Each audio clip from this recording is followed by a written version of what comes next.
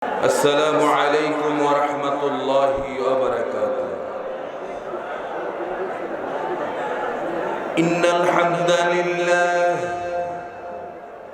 إن الحمد لله نحمده ونستعينه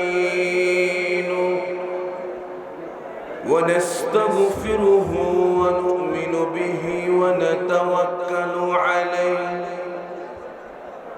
ونعوذ بالله من شرور أنفسنا ومن سيئات أعمالنا. من يهده الله فلا مضل له ومن يضلله فلا هادي له. ونشهد أن لا إله إلا الله وحده لا شريك له. ونشهد أن سيدنا ونبينا ومولانا محمد الذي أرسله بالحق بشيرا ونذيرا وداعيا إلى الله بإذنه وسراجا منيرا. فقد قال الله تعالى في كلامه المجيد وفي فرقان الحميد: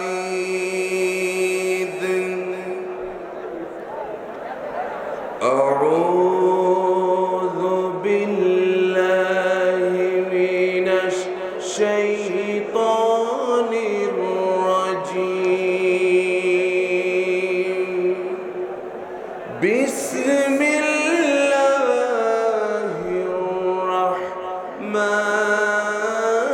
الرحيم. إن الله اشترى من المؤمنين أنفسهم وأموالهم بأن لهم الجنة يقاتلون في سبيل الله فيقتلون ويقتلون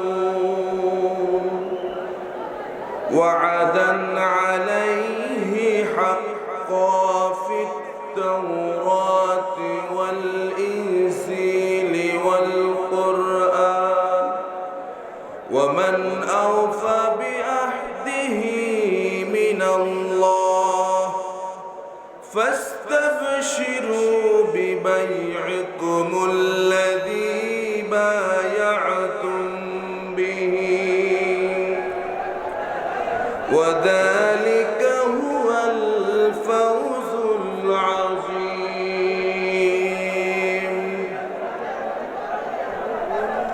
وقال تعالى في شان حبيبه آمرا ومخبرا: إن الله وملائكته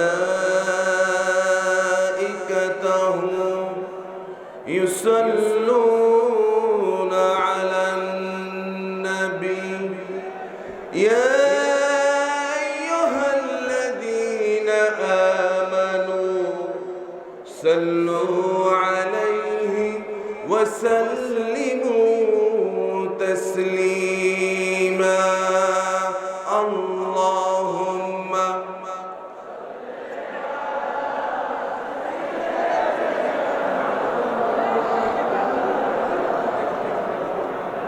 وعلى آل سيدنا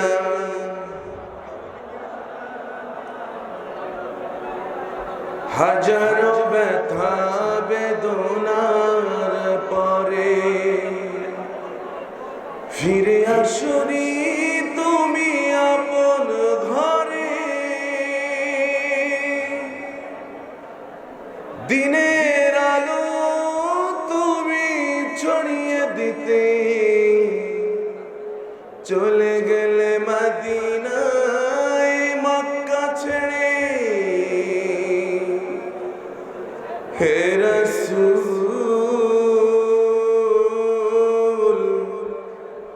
তোমাকে ভুলি আমি কেমন করে। হে রাসূল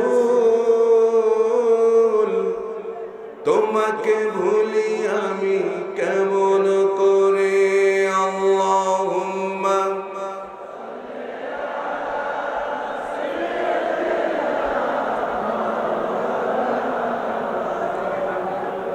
وعلى آل سيدنا بلغ العلا بكماله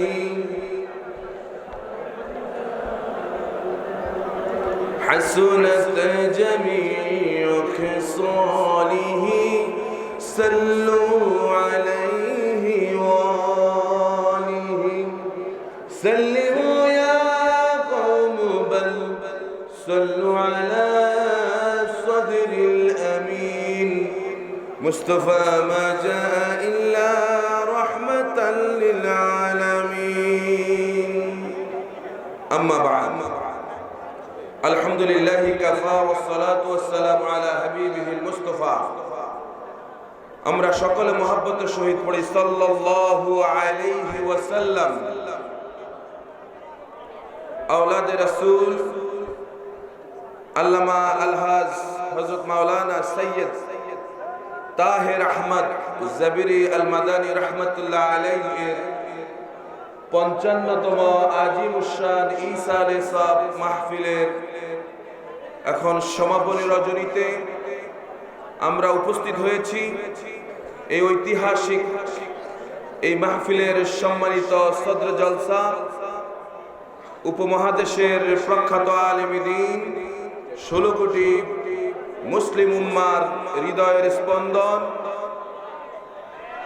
চট্টগ্রাম আন্দরকিল্লা শাহী জামে মসজিদের সম্মানিত খতিব আওলাদে রাসূল আল্লামা আলহাজ হযরত মাওলানা সৈয়দ মোহাম্মদ আনোয়ার হোসেন তাহের জাবিরি আল মাদানী সাহেব, স্টেজে উপস্থিত হযরত উলামায়ে কেরাম, আমার সামনে উপবিষ্ট বাংলাদেশের বিভিন্ন প্রান্ত থেকে আগত দিনদার ইমানদার মুসল্লিয়ান মুরব্বিয়ান সামিঈন হাজিরিন, তাওহীদের পতাকা তলে আবদ্ধ এক ঝাঁক তরুণ কিশোর এবং আমার পর্দার আড়ালে আমার সম্মানিতা শ্রবণরতা মা এবং বোনেরা, আল্লাহ সুবহানাহু ওয়া তাআলার আলিশান দরবারে আমরা আমাদের মস্তককে অবনত চিত্তে সে মহান মুনিবের শুকরিয়া আদায় করি যিনি আমাদের মালিক। এই গভীর রজনীতে আমরা শরীরের সমস্ত শক্তি দিয়ে আওয়াজ দিব আমাদের মালিককে, সেই আল্লাহকে আমরা সব সময় ডাকতে রাজি আছি। আল্লাহর নবী মুহাম্মদুর রাসূলুল্লাহ সাল্লাল্লাহু আলাইহি সাল্লাম তিনি ইরশাদ করেন, বান্দা যদি আল্লাহকে, আমার উম্মতরা যদি আমার আল্লাহকে যদি একবার মহব্বতের সহিত ডাকে, আমার আল্লাহ 70 বার তার ডাকে সাড়া দিয়ে বলেন, বান্দা কি চাও আমি হাজির। আমরা কোরআন শোনার জন্য এসেছি, কি পৃথিবীর শ্রেষ্ঠ কালাম, ঠিক কিনা? এটা কোনো মানুষের কথা নয়, কথা কার? সে কোরআনের মাহফিলে আসতে পেরে আপনারা খুশি না বেজার? আল্লাহ রাব্বুল আলামিন কুরআনুল কারীমের মধ্যে ইরশাদ করেন, কুল বিফাদলিল্লাহি ওয়া বিরহমাতিহি ফাবিযালিকা ফালইফরাহু হুয়া খায়রুম মিম্মা ইয়াজমাউন। আল্লাহ পাক বলেন, হাবিব মানুষদেরকে জানায়া দিন আমি আল্লাহ রাব্বুল আলামিন আমার দয়া এবং অনুগ্রহে মানুষদেরকে কোরআন দান করেছি, এই কোরআন পেয়ে তোমরা আনন্দ করো। আল্লাহু আকবার। সুতরাং কোরআনের আনন্দ এই 5 দিন ব্যাপী মাহফিল, ঠিক কিনা? এই 5 দিন ব্যাপী মাহফিল আনন্দ কিনা বলেন? আমরা যারা মুসলমান আমাদের জন্য আনন্দ এটাই, ঠিক কিনা? প্রিয় ভাইরা আমার, আমরা এমন এক কোরআন থেকে কথা বলবো যে কোরআনের ব্যাপারে আল্লাহর নবী মুহাম্মদুর রাসূলুল্লাহ সাল্লাল্লাহু আলাইহি সাল্লাম কোরআনের ব্যাপারে বলেন, মান ক্বালা বিহি সাদাকা ওয়া মান আমিলা বিহি উজরা ওয়া মান হাকামা বিহি আদলা ওয়া মান দাআ ইলাইহি হুদিয়া ইলা সিরাতিন মুস্তাকিম। আল্লাহর নবী বলেন, এই কোরআন থেকে যে কথা বলে সে সত্য কথা বলে, এই কোরআন অনুযায়ী যে আমল করে সে আল্লাহ রাব্বুল আলামিন এই কোরআনের মাধ্যমে তাকে জান্নাতে নিয়ে যাবেন, ঠিক কি না?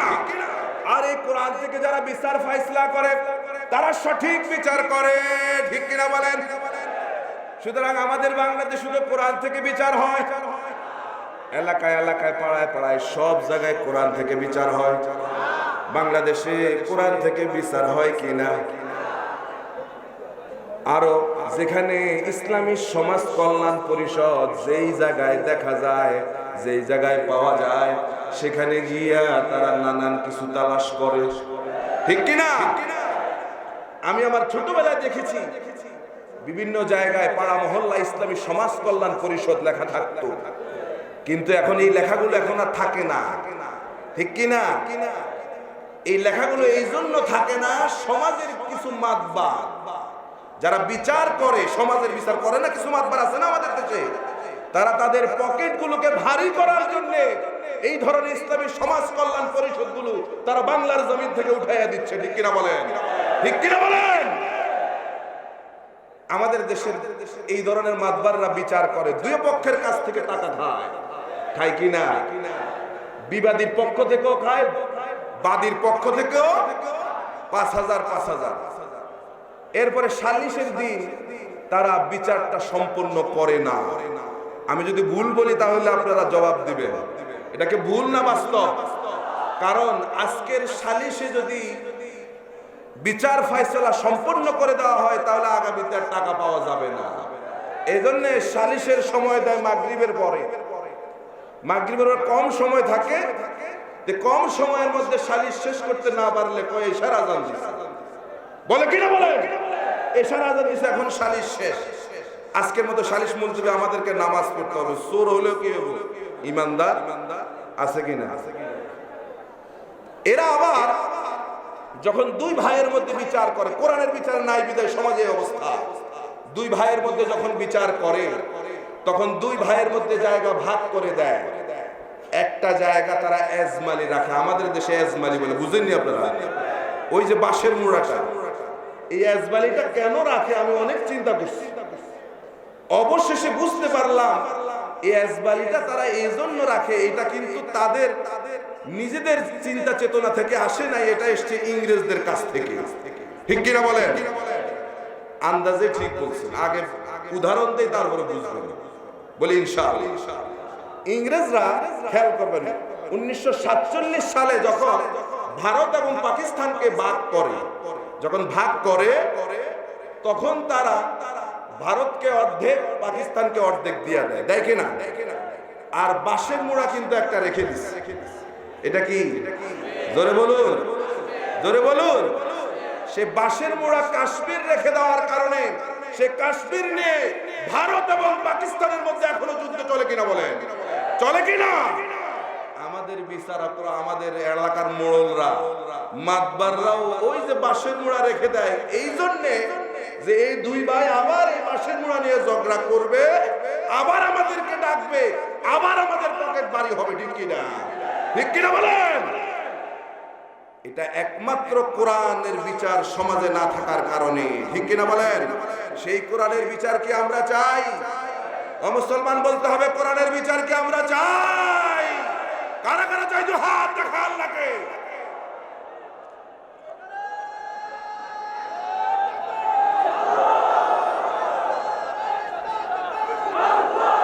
আল্লাহ যেন আমাদেরকে কবুল করুক, বলে আমিন। প্রিয় ভাইরা, আমরা এমন এক কঠিন সংকটাপন্ন অবস্থায় আমরা পৃথিবীবাসী বিশেষ করে মুসলিম উম্মাহ এমন কঠিন পরিস্থিতিতে আছি, বিশেষ করে আমার এই প্রিয় মাতৃভূমির মুসলমানরা আরো গভীর কঠিন সংকটের মধ্যে আছি, ঠিক কিনা বলেন?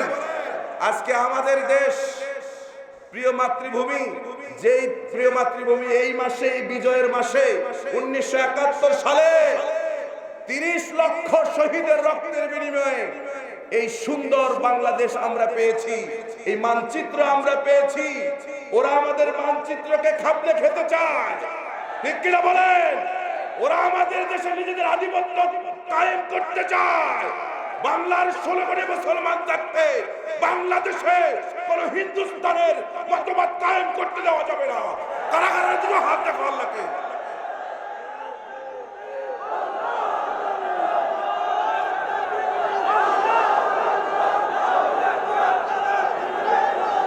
প্রিয় ভাইরা আমার, প্রিয় ভাইরা আমার, আপনারা সবাই জানেন সাম্প্রতিক সময়ে ইসকনের নামে একটা উগ্রবাদী হিন্দু সংগঠন গোটা দেশব্যাপী তাদের কর্মসূচি চালাচ্ছে। জানেন কি না? জানেন কি না? আজকে তো আমরা তো আমাদের জায়গায় নাই, সব চাবি কোন জায়গা থেকে নাড়ে? আমরা শুধু চেয়ার দখল করে বসে আছি, এই চেয়ারের চাবি এখন আর আমাদের হাতে। সুতরাং বাংলার মুসলমান সতর্ক হন, দেয়ালে পিঠ থেকে গেছে, সতর্ক হন। একটা সময় এমন আসবে যদি সতর্ক না হতে পারেন, এই দেশে মুসলমানদের দাঁড়াবার মতো কোনো জায়গা থাকবে না, ঠিক কিনা বলেন? প্রিয় ভাইরা আমার, আমরা মুসলমানরা এমন ছিলাম, আমাদের মুসলমানদের অতীত ঐতিহ্য ছিল, আমরা যখন এই পৃথিবীর শাসন করেছি তখন গোটা পৃথিবী আমাদের পায়ের কাছে চলে এসেছে। হযরতে উকবা ইবনে নাফি রাদিয়াল্লাহু তাআলা আনহু ইসলাম প্রচার করার জন্য আফ্রিকার জঙ্গলে যখন গেলেন, তিনি সেখানে গিয়ে যখন আফ্রিকার মানুষদের কাছে জায়গা চাইলেন, আফ্রিকার মানুষগুলো শহরের মধ্যে জায়গা দেয় নাই, জায়গা দিল জঙ্গলের মধ্যে। কোথায়? তাদের চিন্তা হলো জঙ্গলে জঙ্গলি প্রাণীরা আছে, এই মানুষগুলোকে, আল্লাহর নবীর এই সাহাবীগুলোকে যদি জঙ্গলে থাকতে দেওয়া হয় তাহলে জঙ্গলে জঙ্গলি প্রাণীরাই এদেরকে খেয়ে শেষ করে ফেলবে। কিন্তু তারা জানে না জঙ্গলি প্রাণীগুলো কার হুকুম মানে। তুমি মানুষ, আল্লাহর হুকুম তুমি না মানতে পারো, গোটা মাখলুকাত কার হুকুম মানে? উকবা ইবনে আমির রাদিয়াল্লাহু তাআলা আনহু তিনি উঁচু একটি মঞ্চ বানালেন, মঞ্চ বানায়া তিনি সেখান থেকে ঘোষণা দিলেন, আইয়াতুহাল হাশারাতুস সিবা নাহনু আসহাবু রাসূলিল্লাহি সাল্লাল্লাহু আলাইহি ওয়াসাল্লাম ফারতাহিলু আন্না ফাইন্না নাযিলুনা ফামান ওয়াজাদনাহু বা'দু কাতালনাহু। তিনি ঘোষণা দিলেন, আফ্রিকার জঙ্গলের জঙ্গলি প্রাণীরা শোনো, আমরা আল্লাহর নবীর সাহাবী, আমরা আল্লাহর নবীর সাহাবী এখানে এসেছি দ্বীন প্রচার করার জন্য। সুতরাং আমরা যতদিন এই জঙ্গলের মধ্যে থাকব, তোমরা তোমাদের আন্ডা বাচ্চা যা আছে সবগুলো নিয়ে তোমরা এখান থেকে চলে যাও। আফ্রিকার মানুষগুলো চিন্তা করলো, মানুষের কথা কি প্রাণীরা শুনে নাকি? এই চিন্তা যখন তারা করলো, তারা তাকায়া তাকায়া দেখলো সিংহের কাতারে সিংহ, বাঘের কাতারে বাঘ, আর সাপের কাতারে সাপ, যার যার ডিম আর বাচ্চাগুলোকে মুখে নিয়ে সাহাবীদের এলাকা ছেড়ে অন্যত্র চলে গেছে। আমরা সেই মুসলমান, একসময় আমরা মুসলমানরা অর্ধ জাহানের বাদশা আমরা ছিলাম, ঠিক কিনা বলেন? হযরতে ওমর, চিনেন হযরতে ওমর রে? সেই রকম ওমরের মতো একজন লোক বাংলার জমিনে দরকার আছে না নাই? আছে কিনা বলেন? প্রভু তুমি বলেছ রাসূল দেবে না, বলনি দেবে না ওমর, বলনি দেবে না খালিদ বিজয়ী সমর। প্রভু তুমি বলেছ রাসূল দেবে না, বলরি দেবে না উমর, বলনি দেবে না হামজা তারি, খালিদ বিজয়ী সমর। সেরকম ওমর দরকার আছে কিনা বলেন? দরকার আছে কিনা? আল্লাহ রাব্বুল আলামিন সেই ওমরের মতো একজন লোকজন আমাদেরকে দান করে, বলি আমিন। প্রিয় ভাইরা, আমরা এখন সরাসরি আলোচনার দিকে চলে যাই। আমি আপনাদের সামনে কোরআনুল কারীমের সূরা তাওবা 111 নম্বর আয়াত তেলাওয়াত করেছি। আল্লাহ সুবহানাহু ওয়া তাআলা এই আয়াতের মধ্যে তিনি 5টি বিষয় উল্লেখ করেছেন। কয়টা বিষয়? এটি হচ্ছে কোরআনুল কারীমের 9 নম্বর সূরা। 129টি আয়াত আছে এই সূরার মধ্যে। বিপুল সংখ্যক মুফাসসিরিনে কেরাম এই সূরাটিকে মাদানী সূরা হিসেবে গণ্য করেছেন। এই সূরার দুটি নাম, আমার সঙ্গে একটু কথা বলতে হবে। এই সূরার কয়টি নাম? একটি হচ্ছে সূরাতুল বারাত, আর একটি হচ্ছে সূরাতুত তাওবা।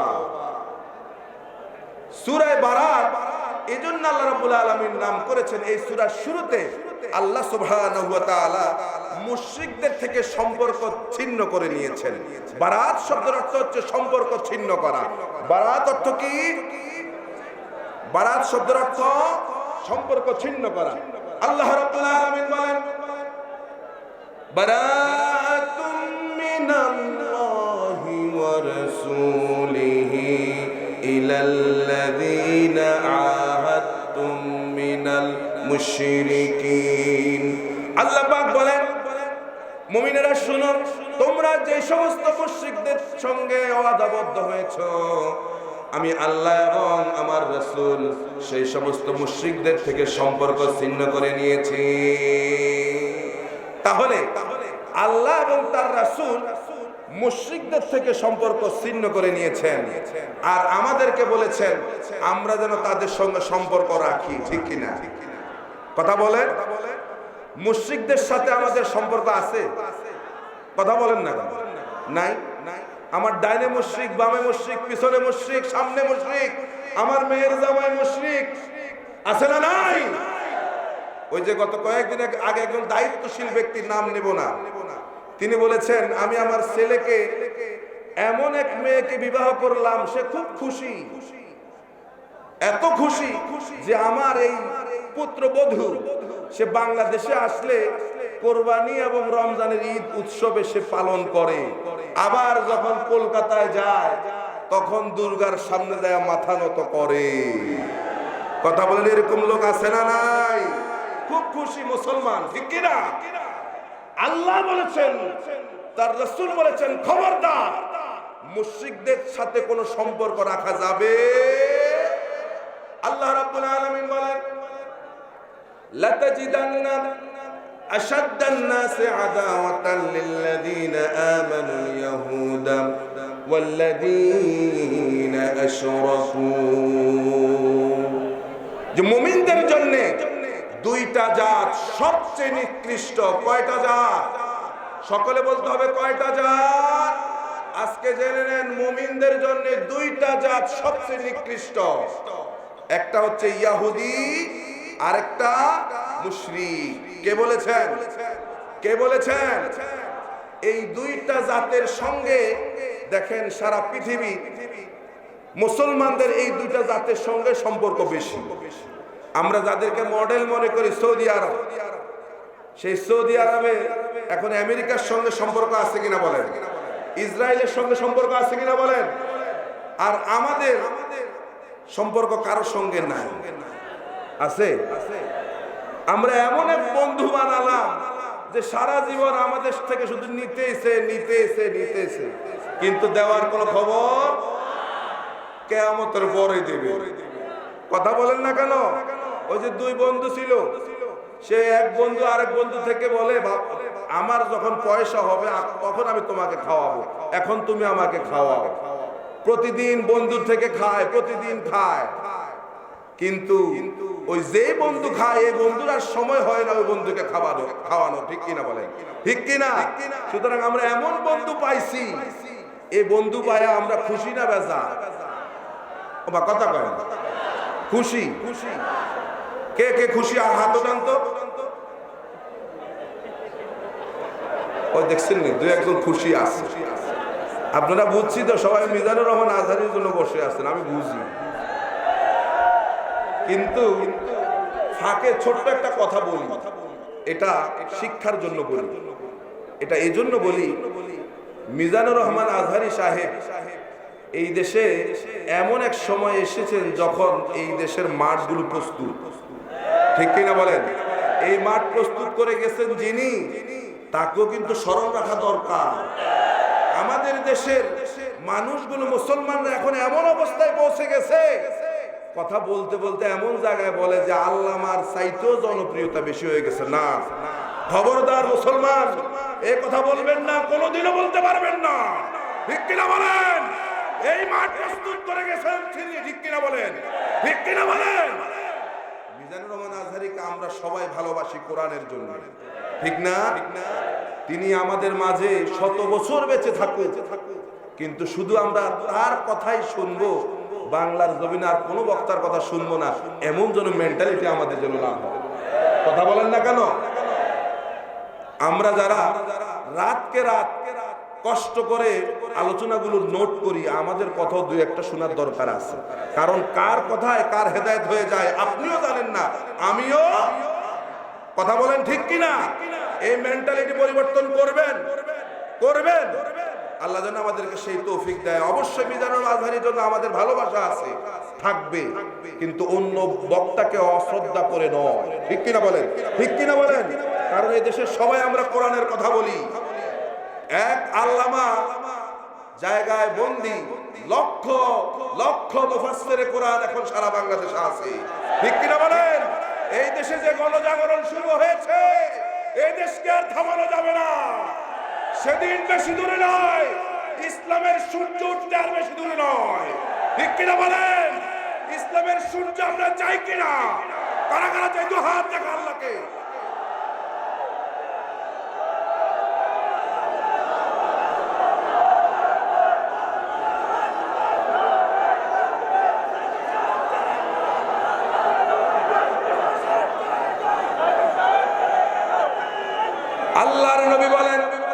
আল্লাহর নবী বলেন অদূর ভবিষ্যতে এমন একটা সময় আসবে, ইয়াকতুলুনা আহলাল ইসলাম ওয়া ইয়াদউনা আহলাল আওসান লাইন আদরাকতুহুম লাআকতুলান্নাহুম কতলা আদ। বুখারীর হাদিস। আল্লাহর নবী বলতেছেন অদূর ভবিষ্যতে এমন এক সময় আসবে, মুসলমানদেরকে হত্যা করবে।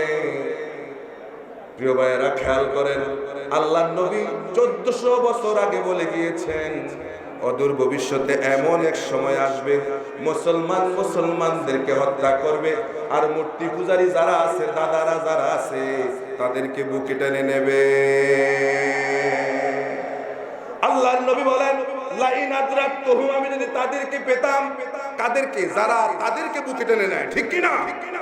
আমি যদি তাদেরকে পেতাম, লাআকতুলান্নাহুম কতলা, আমি তাদেরকে, আদ জাতিকে আল্লাহ রাব্বুল আলামিন যেভাবে মাটির সঙ্গে মিশিয়ে দিয়েছেন, আমি এই জাতিকে মাটির সঙ্গে মিশিয়ে দিতাম, ঠিক কিনা বলেন? সুতরাং মুশরিকদের সাথে আমাদের কোনো সম্পর্ক। এই সূরার আরেকটি নাম সূরাতুত তাওবা। কেন তাওবা? আল্লাহ রাব্বুল আলামিন বলেছেন, আপনারা সবাই জানেন, এই জন্য এটা বললাম না, সামনের দিকে এগিয়ে যাই। কারণ এই সূরায় 3 জনের তাওবা কবুল হয়েছে, জানেন তো আপনারা? এই জন্য এটা বললাম, আমরা সামনের দিকে চলে যাই, তো সময় কম। আল্লাহ রাব্বুল আলামিন এই সূরায় 5টি বিষয় মুমিনদেরকে লক্ষ্য করার জন্য বলেছেন। কয়টা বিষয়? কয়টা বিষয়? জোরে বলুন, কয়টা বিষয়? এই সূরায় 5টি বিষয় আছে। একটি হচ্ছে ক্রেতা, একজন হচ্ছে বিক্রেতা, একজন ক্রেতা, একজন বিক্রেতা, একটা হচ্ছে মাল, এরপরে 4 নম্বর হচ্ছে পণ্য, আর 5 নম্বর হচ্ছে বাজার। এবার একটু হুশ করে জবাব দিতে হবে। ক্রেতা কে? বলুন। আমি বোধহয় এই আয়াতের অর্থ করি নাই, নাকি অর্থ করছি? তাহলে অর্থটা করলে তাহলে ভালো করে বুঝবে, ঠিক কিনা?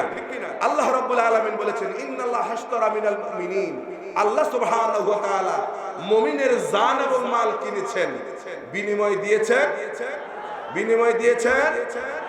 এই জান্নাত কাদের জন্য?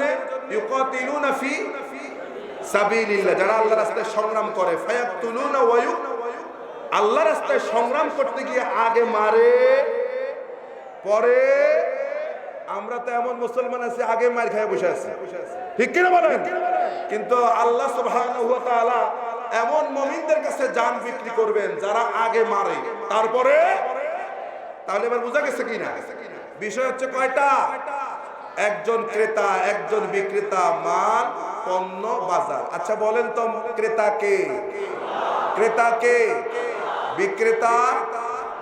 বিক্রেতা আমরা সবাই, ঠিক কিনা? মাল কি? আনফুসাহুম ও আমওয়ালুহুম, জান এবং এরপরে পণ্য, পণ্য জান্নাত, পণ্য, পণ্য। আর এই জান্নাত যে কোনো বাজার থেকে কেনা যাবে। আল্লাহ যে কোনো বাজার থেকে মুমিনের জান এবং মাল কিনবে। কোথা থেকে কিনবেন? কোন বাজার থেকে কিনবেন বলেন না? জিহাদের বাজার থেকে, ঠিক কিনা? তাহলে এই পয়েন্টের উপর আমরা সামনে এগিয়ে যেতে পারি, পারি কিনা? আল্লাহ রাব্বুল আলামিন মুমিনের জান কিনবেন। তবে আমরা যে মুমিন, এই মুমিনের জান আল্লাহ পাক কিনবে? কথা বলেন না কেন?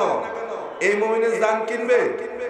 আমরা মসজিদে গিয়ে আল্লাহকেও সেজদা দেই, আবার দুর্গার সামনে গিয়েও মাথা নত করি, করি কিনা বলেন? যুবকরা যারা আজকে এখানে এসেছেন, এই বছর দুর্গাতে গিয়েছিলেন? একজনও জান নাই। কে কে গেছেন একটু হাত উঠান তো দেখি। আমাদের দেশে যদি এত আল্লাহর ওলি থাকে তাহলে ওয়াজের দরকার আছে কিনা? তাহলে আমাদের হিন্দু ভাইরা যে বলেছে এই বছর 70% মুসলমানের সন্তান দুর্গাতে গেছে, আজকের এই ময়দান থেকে সিদ্ধান্ত নেওয়া লাগবে মুসলমান কোনদিন দুর্গার সামনে যেতে পারে না, ঠিক কিনা বলেন? আজকে আমরা এই ওয়াদা করতে রাজি আছি কিনা? দুহাত তুলে আল্লাহর দিকে, রব্বুল আলামিন আমার প্রাণ যতদিন বাঁচে কোনদিন দুর্গার সামনে যাব না, যাব না, যাব না। রাজি কিনা? এখন আল্লাহ বলেন মুমিন হচ্ছে দুই ধরনের। ওয়ামা ইউমিনু আকসারুহুম বিল্লাহি ইল্লা হুম মুশরিকুন। আল্লাহ পাক বলেন মুমিনদের মধ্যে এমন অনেক ঈমানদার আছে যারা ঈমান পোষণ করে আবার সঙ্গে সঙ্গে শিরকও করে। আছে কিনা বলেন এরকম? মুমিন মসজিদে যায়, মুমিন মসজিদে যায়, সময় সুযোগ পেলে মুমিন আবার দুর্গার সামনেও যায়, মুমিন হজেও যায়, যায় না? কথা কয় না? মুমিন হজে যায়, মুমিন মাঝে মাঝে সুরুত পাল্টায়, কথা কয় না কেন? মুমিন মাঝে মাঝে সুরুত পাল্টায়। আবার এই মুমিন যখন দুর্গার সামনে যায় তখন বলে এই বছর মা দুর্গা গজে ছড়ে আসার কারণে ফসল ভালো হয়েছে। কথা বলে কিনা বলে? মুমিন কোনদিন এই কথা বলতে পারে না। আবার জাতিকে স্পষ্ট করে মুমিন এই কথা বলতেও পারে না, বিশ্বাসও করতে পারে না। ধর্ম যার যার, উৎসব সবার, এই কথা মুমিন বলতে পারে না, পারে কিনা? যে মুমিন বিশ্বাস করবে ধর্ম যার যার, উৎসব সবার, তাহলে তো তার ঈমান থাকবে। প্রিয় ভাইরা, সহজ বিষয়, বউ যার যার, অধিকার কি সবার? আপনি এসে বললেন যে হুজুর আমার বউ অধিকার সবার, বলবেন? আমার চাকরি বেতন সবার, বলবেন? তাহলে আপনি দুনিয়ার ব্যাপারে বিষয়টা মানতে পারলেন না। আল্লাহর ব্যাপারে আল্লাহর সঙ্গে ঠিক হচ্ছে। ইন্নাশ শিরকা লাযুলমুন আযীম, পৃথিবীতে সবচেয়ে বড় মানবতা বিরোধী অপরাধ হচ্ছে আল্লাহর সঙ্গে শিরক করা, ঠিক কিনা বলেন? এখন কি আল্লাহ এই মুমিনের জান কিনবেন? বলেন, এই মুমিনের জান আল্লাহ পাক কিনবেন? না না। কোন মুমিনের জান কিনবেন সেই মুমিন আমাদেরকে হওয়া লাগবে। রাজি আমরা? আল্লাহ রাব্বুল আলামিন বলেন ইন্নামাল মুমিনুনা আল্লাযীনা আমানু বিল্লাহি বিল্লাহি ওয়া রাসূলিহি সুম্মা লাম ইয়ারতাবু ওয়া জাহাদু বিআমওয়ালিহিম ওয়া আনফুসিহিম ফি সাবিলিল্লাহ উলাইকা হুমুস সাদিকুন। আল্লাহ পাক বলেন মুমিন তো তারা যারা আল্লাহর প্রতি ঈমান এনেছে, রাসূলের প্রতি ঈমান এনেছে। এই ঈমান আনার পরে সুম্মা লাম ইয়ারতাবু, কোনো সন্দেহ এই মুমিনের মধ্যে কোনোদিন বাসা বাঁধে নাই। তাদের বিশ্বাস যে আল্লাহ এই কোরআন দিয়েছেন, এই কোরআন দিয়ে আমার সমাজ চলবে, এই কোরআন দিয়ে আমার পরিবার চলবে। চলবে কিনা বলেন, কথা বলেন না কেন? এই কোরআন দিয়ে আমার পরিবার চলবে, এই কোরআন দিয়ে আমার সমাজ চলবে। এই কোরআন যদি রাষ্ট্রে বসায়া দেন, তাহলে রাষ্ট্র বেশি দিন সময় লাগবে না, বাংলাদেশে শান্তি ফিরে আসবে। এই কোরআনকে সংসদে চাই আমরা, মুসলমান চাই কিনা? কোরআন আমাদের দেশের সংবিধান হোক, চাই কিনা? এমনি ঘুমায়া ঘুমায়া কোরআনের কর্মী হওয়া লাগবে, কোরআনের কর্মী হওয়া লাগবে। কোরআনের পক্ষে শপথ করতে রাজি আছে কিনা বলেন? এই কোরআনের জন্য যদি জীবন দেওয়া লাগে, জীবন দিতে পারবো। আল্লাহ সবচেয়ে বেশি পছন্দ করেন যুবকদের রক্ত, ঠিক কিনা? ইসলামকে প্রতিষ্ঠিত করার জন্য যুবকরাই সবচেয়ে বেশি রক্ত দিয়েছে, আর বাধা দিছে সব বুড়ারা। কথা বলেন না কেন? আবু জেহেল বুড়া, ঠিক কিনা? উতবা, সাইবা, মুগিরা সব, আবু বকর, ওমর, ওসমান, আলী, আব্দুর রহমান ইবনে আউফ সব হচ্ছে আপনাদের মতো তরুণ এবং যুবক, যাদের রক্তের উপরে ভিত্তি করে ইসলামী রাষ্ট্র প্রতিষ্ঠিত হয়েছে মদিনায়, ঠিক কিনা বলেন? আমি যদি এখন বলি সেই যুবকদেরকে প্রস্তুতি নেওয়া লাগবে, যুবকরা কি রাজি? রাজি? রাজি? কোন কোন যুবক রাজি? আজকে আল্লাহকে দেখাতে হবে। এই শুধু হাত দেখা নয়, শুধু হাত দেখা নয়, দৃঢ় বিশ্বাস থাকতে হবে, সামনের দিকে এগিয়ে যেতে হবে। রাজি কিনা বলেন? কারা কারা রাজি?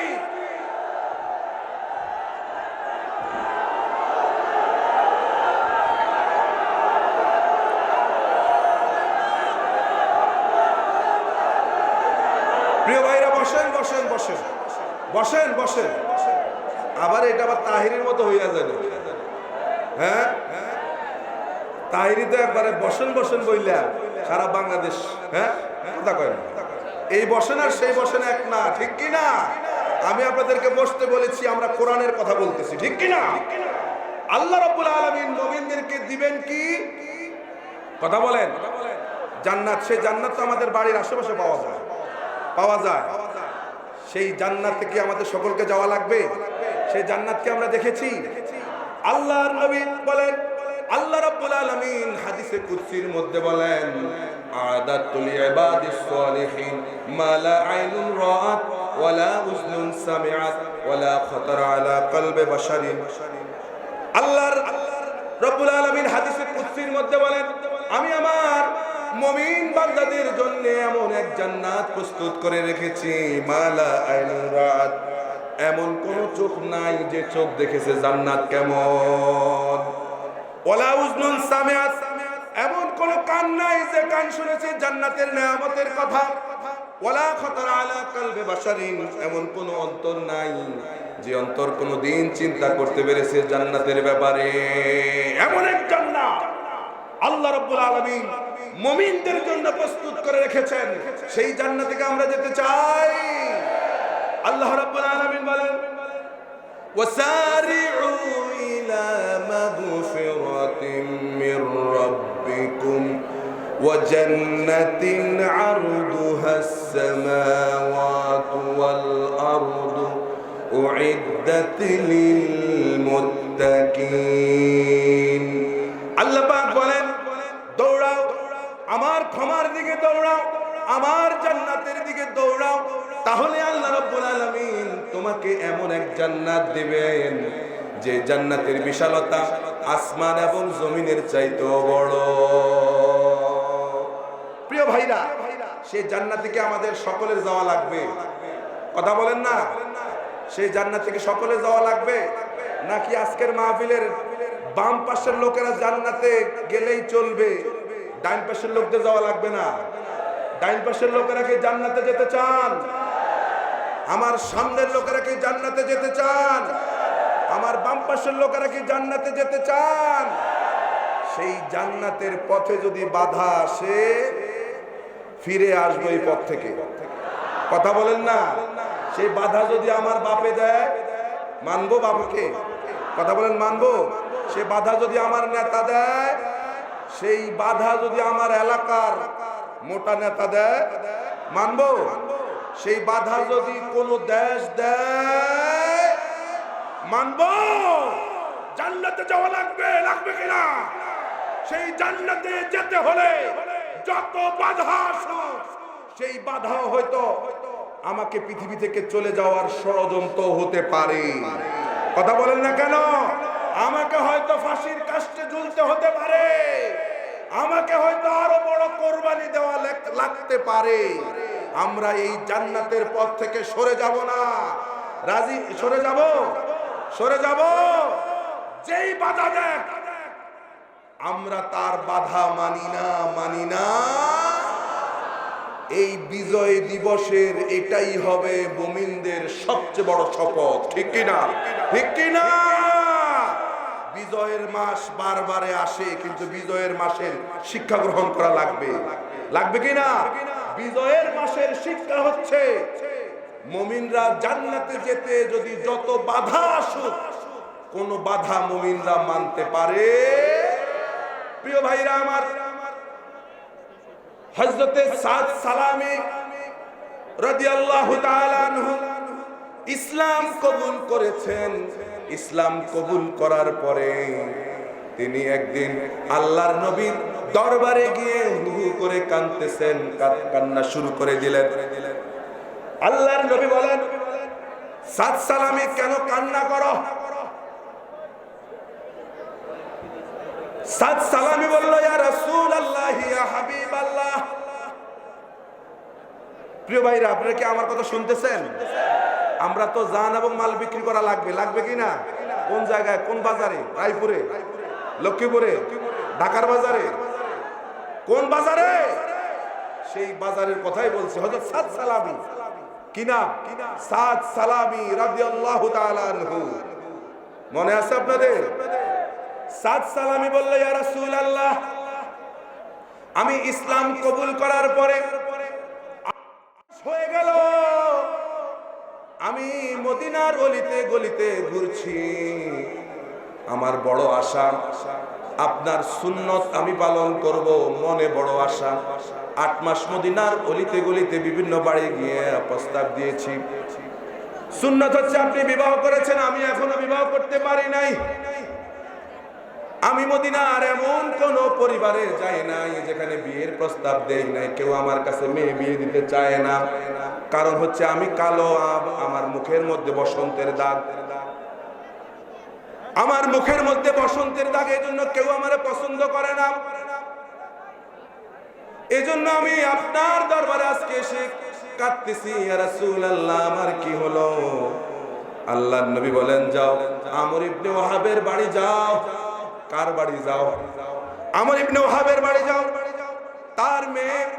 তার মেয়েকে আমি তোমার জন্য চিন্তা করেছি, তার মেয়েকে তোমার জন্য বিবাহের ব্যবস্থা করব, তাকে গিয়ে আমার কথা বলো। হযরত সাদ সালামী রাদিয়াল্লাহু তাআলা আনহু তিনি যখন আমর বিন ওয়াহাবের বাড়িতে যখন গেলেন, বিবাহের প্রস্তাব যখন দিলেন, আমর বিন ওয়াহাব বলল, তুমি কালো, তোমার মুখে বসন্তের দাগ, এমন কালো মানুষের সঙ্গে আমার মেয়ের বিবাহ আমি দেব না। তিনি সেখান থেকে ফিরে আসলেন, কান্না করতেছেন। আল্লাহর নবী তাকে জিজ্ঞেস করলেন, কেন কান্না করো?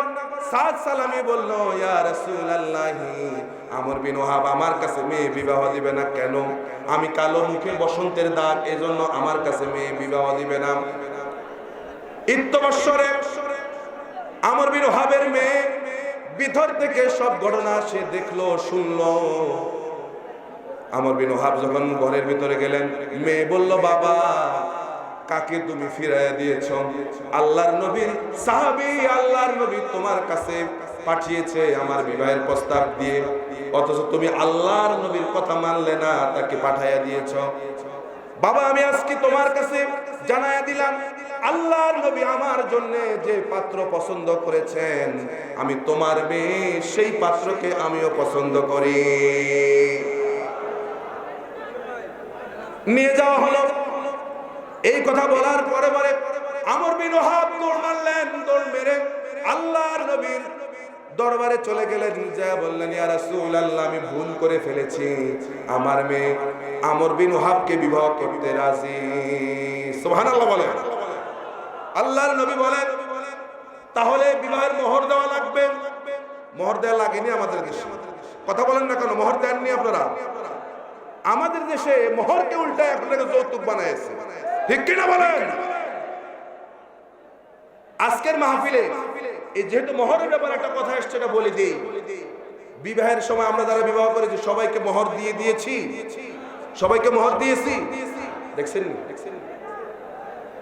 প্রিয় ভাইরা, কেউ যদি মোহর না দিয়ে যদি দুনিয়া থেকে চলে যায় আর স্ত্রী যদি মাফ না করে, কিয়ামতের ময়দানে আপনাকে আসামির কাতারে দাঁড়াতে হবে। জানেন কিনা? আপনাকে জেনাকারের কাতারে আপনাকে দাঁড়াতে হবে। সুতরাং যারা মোহর দেন নাই, অনেকে কয় হুজুর আজরাইল যখন আসবে তখন বউয়ের কাছে যায় মাফ চাইয়া নেবে। এরকম আল্লাহর ওলি আসেননি দুনিয়াতে? আসেনি? কথা বলেন, আছে কিনা? বউয়ের কাছে মাফ চাইবেন কে কে? একজনও নাই। এমনিতে তো আমাদের দেশে মহিলাদের পাওয়ার অনেক উপরে, ঠিক কিনা? প্রিয় ভাইরা আমার, আল্লাহর নবী বলে তোমাকে 400 দিরহাম মোহর দেওয়া লাগবে। সাদ সালামি বলল, ইয়া রাসূলুল্লাহ, আমার কাছে তো কোনো পয়সা নাই, কেমনে মোহর দেব? আল্লাহর নবী বললেন, ইযহাব ইলা উসমান, উসমানের কাছে যাও। হযরত সাদ সালামি যখন উসমানের কাছে গেল, উসমান রাদিয়াল্লাহু তাআলা আনহু তাকে 200 দিরহাম দিলেন, তার চাইতে একটু বেশি দিলেন। এরপর আল্লাহর নবীর কাছে এনে দিলেন, ইয়া রাসূলুল্লাহ 200 দিরহাম। আবার বলল, ইযহাব ইলা আলী, আলীর কাছে যাও। আলীর কাছে যখন যাওয়া হলো, হযরত আলীও তাকে 200 দিরহাম দিলেন এবং কিছু নিয়ে দিয়ে দিলেন, অতিরিক্ত কিছু দিলেন। এগুলো নিয়ে যখন আল্লাহর নবীর কাছে এসেছেন, আল্লাহর নবী বলেন, বিবাহ যখন করবে তাহলে তো বিবাহের বাজার লাগে, লাগে কিনা বলেন? কথা বলেন না কেন? লাগে কিনা? বিবাহের বাজার লাগে। যাও, ইযহাব ইলা সুক, বাজারে যাও, বাজার থেকে তোমার নববধূর জন্য কিছু বিবাহের সরঞ্জামাদি কিনে আনো। প্রিয় ভাইরা, কথা খেয়াল করেন, খুব কান খাড়া করে শুনুন, খুব কান খাড়া করে শুনুন, জিহাদের কথা বলছি। সাদ সালামি রাদিয়াল্লাহু তাআলা আনহু যখন সেই 400 দিরহাম তার চেয়ে একটু বেশি নিয়ে যখন বাজারে গেলেন নববধূর জন্য জামা কাপড় কিনতে, তখন মনে আনন্দ আসেনি? কথা বলেন না, মনে আনন্দ আছে? যারা বিবাহ করেছেন, বিবাহের আগের রাতে কোনো ঘুম হয়? কথা কয় না কেন? এই যুবকেরা বিবাহ করে না, বিবাহ করছেন আপনারা? ইন্না লিল্লাহ। বিবাহ করা লাগবে, বিবাহ করা লাগবে না? বয়স হলে 22 বছর বয়স, 25 বছর হলে বিবাহ করায় দিতে হবে, ঠিক কিনা বলেন? আল্লাহর নবী কত বছরে করছেন? আল্লাহর নবী কত বছরে করছেন? 25 বছরের উপরে যাওয়া যাবে না, ঠিক কিনা? এখন যখন বিবাহের সরঞ্জামাদি কেনার জন্য বাজারে গেলেন, বাইরে খেয়াল করুন, ঈদ বছরে কে যেন মদিনার গলি দিয়ে বলে যাচ্ছে, চলো চলো জিহাদে চলো। আল্লাহু আকবার বলেন, চলো চলো জিহাদে চলো। এই কথা যখন সাদ সালামি রাদিয়াল্লাহু তাআলা আনহুর কানে যখন গেল, তিনি চিন্তা করলেন, বিবাহ করার পরে হয়তো কিছু আনন্দ আমি পাবো, কিন্তু তার চাইতে চিরসুখের জান্নাতে আমার জন্য আনন্দ আরো বেশি হবে।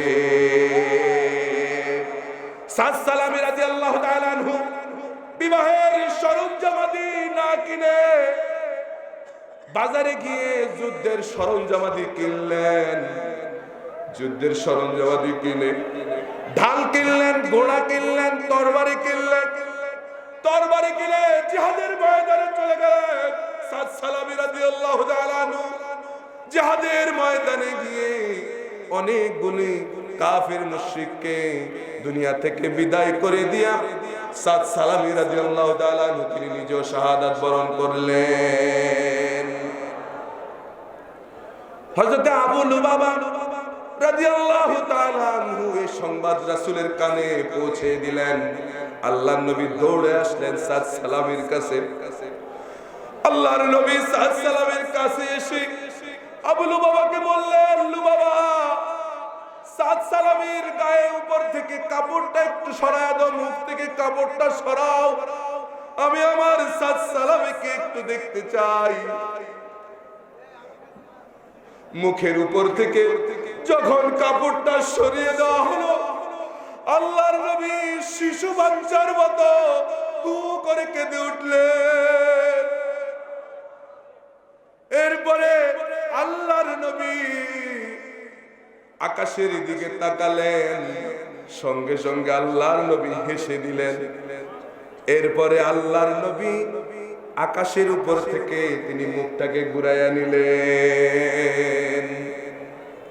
সাহাবায়ে কেরাম বলল, ইয়া রাসূলুল্লাহ, আমরা তো কিছুই বুঝি নাই, সাদ সালামের মুখের দিকে আপনি তাকায়া আপনি কেঁদেছিলেন, আকাশের দিকে তাকায়া আপনি হাসলেন, আবার আপনি মুখটা ঘুরাইয়া নিলেন, তিনটা কাজ আপনি করলেন, আমরা কিছুই বুঝি নাই। আল্লাহর নবী বলেন, ও আমার সাহাবীরা শুনো, আমি যখন সাদ সালামের দিকে যখন তাকালাম, আমার ওই কথাটা মনে পড়ে গেছে, একটা সুন্নতের জন্য আমার সাদ সালামী মদিনার রাস্তায় হন্ডে হন্ডে ঘুরছে, কোথাও তার কাছে মেয়ে বিবাহ দেয় নাই। এরপরে আমার কথাতে যখন বিবাহের বাজার করার জন্য যখন জিহাদের ময়দানে গেল, যখন জিহাদের ময়দানে গেল, কে যেন বলেছে চলো চলো জিহাদে চলো, বিবাহের কথা ভুলে গেছে। জিহাদকে প্রাধান্য দিয়ে জিহাদের ময়দানে গিয়ে সাদ সালামী শহীদ হয়ে গেছে। এজন্য আমি কান্না করি, আমি কান্না করি এর জন্য। এরপরে আমি যখন আকাশের দিকে তাকালাম, আমি লক্ষ্য করে দেখলাম অনেকগুলো হুর সাদ সালামীকে বরণ করার জন্য তারা দৌড়ে আসতেছে। আল্লাহু আকবার বলেন। অনেকগুলো হুর সাদ সালামীকে বরণ করার জন্য তারা মিছিল নিয়ে আসতেছে। ইত্য বছরে দেখলাম একটা দমকা হাওয়া বাতাস বয়ে গেল। এই বাতাস বওয়ার কারণে হুরদের কাপড় সরে যাচ্ছে, এই জন্য আমি লজ্জায় মুখ ফিরাইয়া নিলাম। প্রিয় ভাইরা, পরিবেশ শান্ত, ঠিক এই সময় বলি শেষ রাত, দোয়া মঞ্জুর হবে। আজকে এই বিশাল তৌহিদি জনতাকে এই সিদ্ধান্ত নেওয়া লাগবে, আমরা আশেপাশে জায়গায় মরে কোনো লাভ নাই, আল্লাহর রাস্তায় মরতে চাই, রাজি কিনা? হযরত ওমর বলেছেন, আল্লাহুম্মা রযুকনি শাহাদাতান ফি সাবিলি রাব্বিক ওয়াজআল মাউতি ফি বালাদি রাসূলি। ঠিক কিনা? আল্লাহ রাব্বুল আলামিন দোয়া কবুল করেছেন। এটা শুধু হযরত ওমরের দোয়া নয়, এটা আমাদের গোটা মুসলিম উম্মার দোয়া। ঠিক কিনা? আমরা কি আল্লাহর রাস্তায় শহীদ হতে চাই? চাই কিনা? কবি বলেন, ये शहादत गाहे उल्फत में कदम रखना, लोग समझते हैं आसान है मुसलमान होना। মানুষেরা মনে করেছে যে মুসলমান হওয়া খুব সহজ না। মুসলমান হওয়া খুব সহজ নয়। মুসলমান হওয়া মানে শাহাদাতের ঈদগাহের মধ্যে আমাদেরকে শামিল হয়ে যেতে হবে। আমরা কি রাজি? আমরা কি রাজি? এই কোরআনের জন্য যদি জীবন দেওয়া লাগে, আল্লাহর নবীর জন্য যদি জীবন দেওয়া লাগে, কোন কোন যুবক রাজি? দু হাত দেখায় আমরা আল্লাহকে।